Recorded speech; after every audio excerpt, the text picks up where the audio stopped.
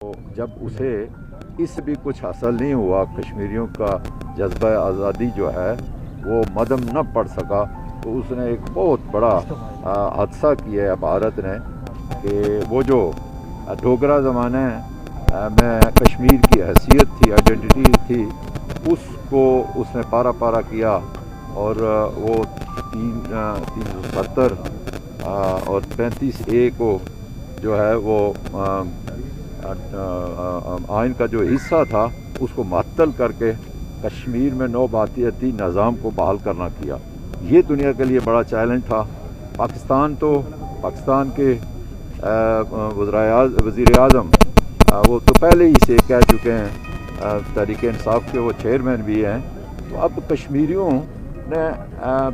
वज़ीर आज़म पाकिस्तान से ये उम्मीद ला रखी है कि एक जुर्रतमंद इस वक्त एटमी पाकिस्तान का सरबराह है इमरान खान, तो उस सिलसिले में इमरान खान साहब ने बहुत बड़ा मैसेज दिया है पूरी दुनिया आलम को और हिंदुस्तान को कि मैं सफ़ीर बन के तो कश्मीरियों का जो मुकदमा लड़ूंगा, वकील बन के लड़ूंगा। और फिर मैं समझता हूँ आज़ाद कश्मीर में उन्होंने ऐसी इस्लाहत लाई हैं कि पता ये चला कि वो